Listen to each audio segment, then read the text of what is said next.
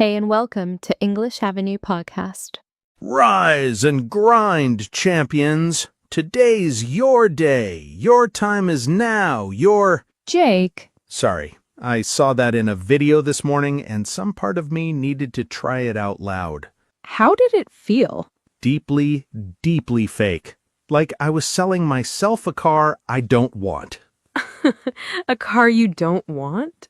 A very shiny car. No brakes. Straight into Monday. That's not us. No 5 a.m. club, no cold plunge, no becoming a new person before breakfast. We don't have the energy for that.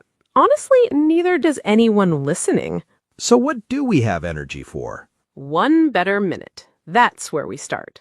I like that this show keeps getting smaller instead of bigger. That's on purpose. Every other morning video is shouting at you to transform your life before the kettle boils. We're doing the opposite. We're going small on purpose. Exactly. Because I think most people don't need a bigger morning. They need a kinder one. Oof, say that again, slower. A kinder morning, not a bigger one.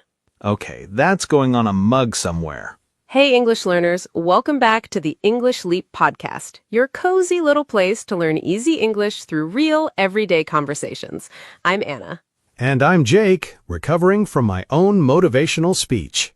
Today we're talking about morning motivation, but the honest kind, not the shouting kind. This one's for anyone who wakes up already feeling behind. Pressure from work, family, messages, money, goals. Or just the alarm itself. That sound doesn't say, "Good morning, dear." It says, "Get up, your piece is over." So today, we're not fixing your whole morning. Like Jake said before we started, you don't need a bigger morning. You need a kinder one. That's the whole episode, really. We're just talking about the first minute of it, the part before the day gets its hands on you. And later in Word Tour, we'll slow down a few useful words from today's chat. And in Say It Better, we'll help you say these ideas more naturally in your own English. One small start, real English, and a kinder way into the day. Let's get into it. Jake, tell me honestly, what does your brain say the second you open your eyes? It doesn't say anything gentle, I'll tell you that. It's more like someone bursts into the room with a clipboard. A clipboard? Yes, my brain has a clipboard every morning, and it starts reading from it before I've even sat up. Work, messages, the thing I forgot yesterday, the thing I'll probably forget today, where are my socks? It just keeps going. That sounds relentless, meaning it never really stops. It just keeps coming, wave after wave with no break in between. That's exactly it. Relentless. My thoughts don't knock politely and wait. They move in and start rearranging the furniture. I actually love that image. Uninvited guests rearranging your furniture at 6 a.m. And the worst part is I let them. I used to think that was just what mornings were. You wake up, the guests arrive, you serve them coffee, and let them run the place. I had a version of that too, actually. When I was in university, I used to wake up and immediately start replying to messages in my head. Arguments I hadn't even had yet, practicing conversations that hadn't happened. That's such a specific kind of exhausting. It was. I was tired before I'd even left the bed. And I think that's the trap. We treat the first minute like it belongs to whatever shows up loudest. Work, guilt, whatever. So who does the first minute actually belong to? That's the question, isn't it? I'd say you. Just you before anyone else gets a turn. Okay, but here's my honest pushback. That sounds lovely in a podcast. In real life, people have actual mornings. Kids crying, buses leaving, someone can't find their bag. True. And then someone says, just take a quiet minute for yourself. And it sounds like advice from a person who has never seen a dirty dish in their life. Has your sink seen a dish today? My sink has seen several unresolved crimes. Mine too, if I'm honest. I'm not a peaceful morning person by nature. I had to learn this the hard way. I actually used to sabotage my own mornings without realizing it. Sabotage? Like damage something without meaning to? Make it harder for yourself? Exactly that. I once built a morning routine with 9 steps. Wake early, stretch, journal, tea, no phone, breakfast, free goals for the day, the whole production. 9 steps before breakfast. That's not a routine, Anna. That's a small government. It really was. And I followed it perfectly for about half a day. Half a day? By lunchtime, I'd abandoned journaling, skipped the stretching, and was eating toast over the sink reading emails. The routine didn't fail because I was lazy. It failed because it was designed for a person with no actual life. So the routine sabotaged itself. I sabotaged it by making it too big for a normal, busy Tuesday. See, this is what I mean, though. If even you, Notebook Anna, 9-Step Anna, can't hold a routine together, what hope do the rest of us have? None, if we're trying to build routines. That's why I stopped trying to build a morning and started trying to protect 1 minute instead. 1 minute out of a whole broken system? 1 minute is small enough that nothing can sabotage it. There's no 9 steps to fail. There's just before you check your phone, before the clipboard shows up, you get 60 seconds that are only yours. What do you actually do in that minute? Some days, nothing. I just sit. Some days I say one honest sentence to myself. It's not magic. It doesn't stop the bus from leaving or the messages from existing. So what's it actually for? Think of stress like a driver and your morning like a car. Stress is allowed in the car. It can even be useful. It notices danger. It gets you moving. It says, pay attention. Stress has a job. It does. But if you let stress drive the whole morning, it goes too fast, misses every turn, and shouts at pedestrians. My stress definitely shouts at pedestrians. Metaphorically. Sometimes literally. In traffic. The 1 minute isn't about kicking stress out of the car. It's about not letting it grab the wheel first. That's actually a good way to put it. Because I don't hurry quietly in the mornings. I hurry while insulting myself the entire time. Why are you like this? Why didn't you prepare? Why are you tired again? That's not a driver. That's a driver who's also screaming at you from the passenger seat. Accurate. So the 1 minute is just taking the wheel back before stress does. Exactly. And you don't need a 9-step plan to do that. You need about 60 seconds and one sentence you actually believe. Okay, but this is where I have to be honest with you. The one sentence thing, I want to believe in it. But some of these sentences people say sound so, I don't know, performed? Give me an example. Today is going to be amazing. I am full of energy. I've said things like that into a mirror at 6:50 a.m. and my own face looked back at me like, prove it. Your face doesn't trust you. My face has seen too much. It knows my history. I actually agree with you completely here. A sentence that isn't true doesn't calm you down. It just adds one more thing to be annoyed about. If you're exhausted and you tell yourself, I'm full of energy, some part of your brain just gets angry at the lie. So what's the alternative? Just accept that mornings are terrible? No, the alternative is a sentence that's true and kind at the same time.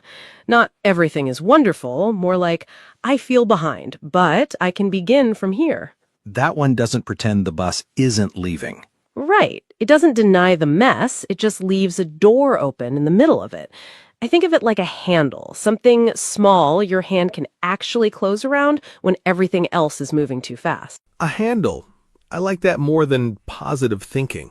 A good sentence isn't a decoration. It's something conducive to calm, meaning it actually helps calm happen. It creates the right conditions for it, not because it's beautiful, because it's honest enough to hold on to.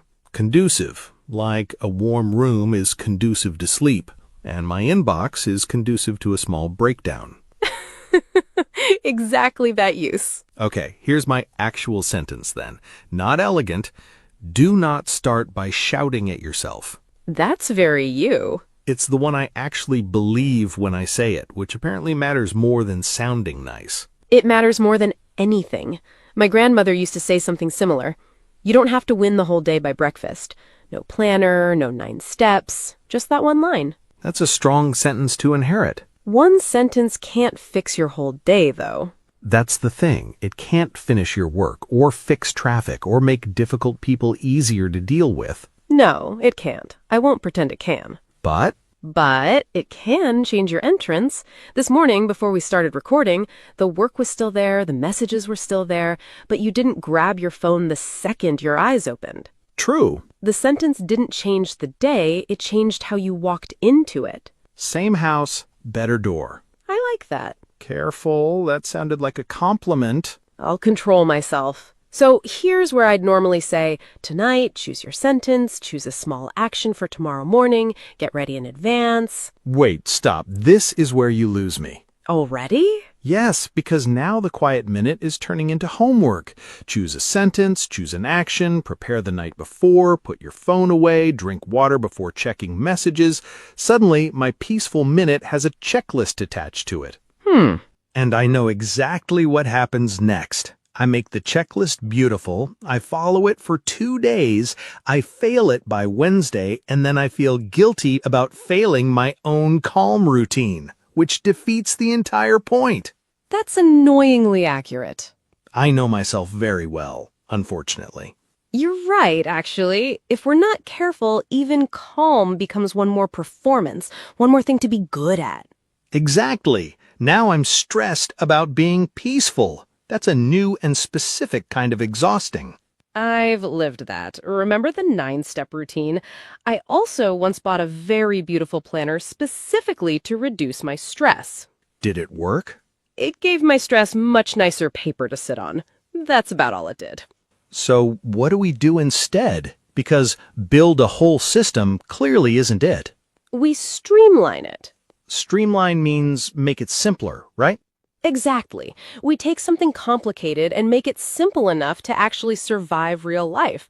Not 10 steps, one small thing. One thing that works even on the worst day. Exactly. Not a routine, a rescue point. One tiny thing you return to when the morning has already gone wrong. Say more. If you wake up late and the whole plan falls apart, you haven't failed anything because there was never a big plan to fail. There's just the one small thing you always come back to. So it's less like a to-do list and more like a life raft. I love that. A life raft is small on purpose. It just has to keep you afloat until things calm down. Okay, let me actually build one out loud right now. My rescue point, water before phone. That's it. Before I touch a single notification, I drink water. Good. Small enough that even exhausted Jake can manage it. Exhausted Jake can barely manage socks, so this is a real test. What's yours? Opening the curtain before opening any messages. Light before information. I actually really like that. There's something in it. You're choosing what enters your eyes first. Exactly. And honestly, even that small moment can feel a little invigorating. Invigorating means it gives you fresh energy, right? Yes, not big superhero energy, just enough energy to begin. And for anyone learning English, the rescue point can be even simpler. One sentence, said out loud before the phone comes out. Like, today I will practice for 5 minutes. I am still learning.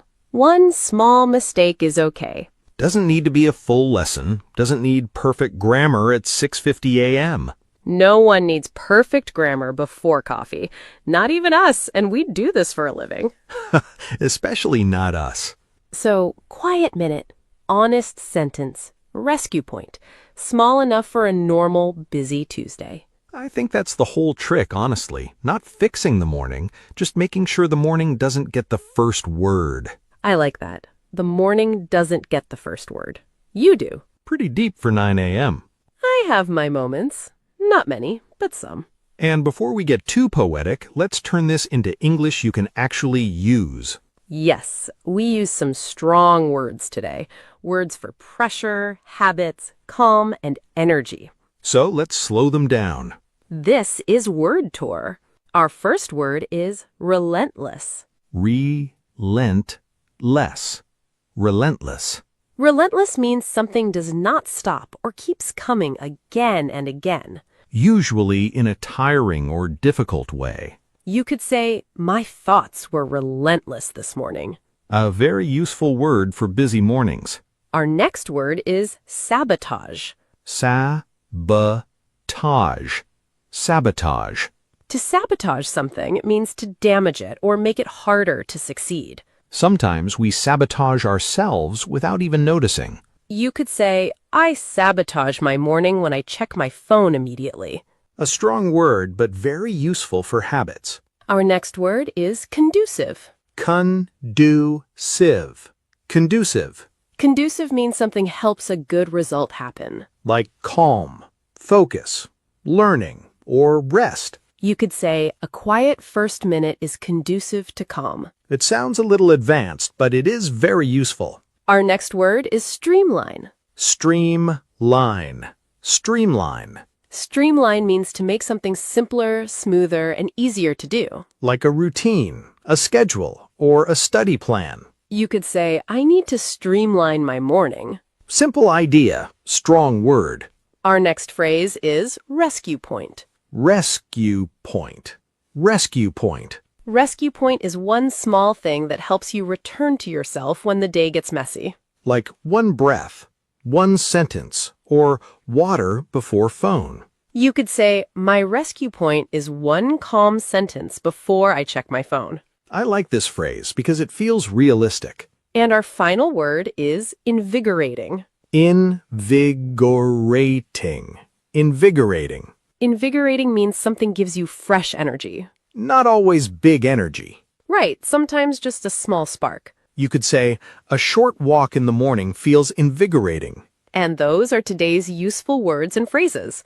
Relentless, sabotage, conducive, streamline, rescue point, and invigorating. If you want to practice this language again, English Leap Club is there to support you. And truly, thank you for the lovely response you keep giving us. It means a lot to know these materials are helping you. Inside the club, you can use the transcript, vocabulary practice, quizzes, games, and shadowing. These words help you talk about real mornings, stress, pressure, habits, small actions, and how you want to begin the day.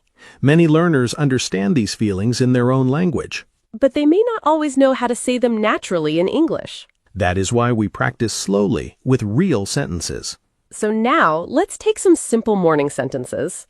And make them sound more natural, honest, and useful. This is Say It Better. First sentence, I feel stressed in the morning. Very common feeling. Very common sentence, too. A better way to put it, my morning often starts with stress before I even have time to breathe. That sounds more natural because it gives the feeling more detail. Yes, it shows how early the stress begins. Next sentence, I think too much. Clear, but very general. A stronger version, my thoughts can be relentless in the morning. That sounds more specific and more natural. Next sentence, I ruin my morning. This sentence is understandable, but it sounds too harsh. Yes, it sounds like you were attacking yourself. A better version, sometimes I sabotage my morning by rushing straight into pressure. Much better. It explains the habit without insulting yourself. Next sentence, I need a peaceful morning. Good idea, but a little general. A more specific version, I want to make my first moment more conducive to calm. That sounds thoughtful. And if you want a simpler version, you can say, I want my first moment to help me feel calmer. Both are useful. Next sentence, I need an easier routine. Good, but after today's conversation, maybe routine is not the best word. Because routine can start to feel like homework. A better version, I need one small rescue point for difficult mornings. That sounds more realistic. You're not promising a perfect routine, you're choosing one small thing to return to. Next sentence, I need to make my morning simpler. Clear and useful. A stronger version, I need to streamline my morning with one sentence and one small action. That sounds organized, but still simple. Not 10 steps. Please, no. Next sentence, a small action helps me. Simple and true. A better version, one small action can feel surprisingly invigorating. That sounds more expressive. Yes, it gives the sentence more feeling. Not superhero energy. No, just enough energy to begin. Can we put these ideas together? Go ahead. My morning often starts with stress before I even have time to breathe. My thoughts can be relentless, and sometimes I sabotage my morning by rushing straight into pressure. Tomorrow, I want to make my first moment more conducive to calm. I'll choose one small rescue point, like water before phone, and one honest sentence to help me begin. That is a strong B2 version. It sounds natural, but still clear. Let's make a simpler B1 version too. Mornings are hard for me. I often wake up feeling behind. Tomorrow, I want to start with one calm sentence and one small action. That version is simple, clear, and natural. It does not use every new word. And that is okay. In real speaking, you do not need to force every new word into one answer. Use the words that fit. Choose the version that feels right for you. Simple is not weak, Simple is clear. and clear English is powerful. So tomorrow morning, don't try to become a new person. Just choose one honest sentence. And one small rescue point. Mine is water before phone. Mine is opening the curtain before messages. In the comments, tell us yours. Your morning sentence or your rescue point. Keep it simple. Keep it honest. Thanks for listening to the English Leap podcast. And as always, Keep leaping. see you in the next one. Bye for now. Your progress doesn't end here. To continue advancing your English skills, click on the next video or explore the additional videos we've thoughtfully selected for you.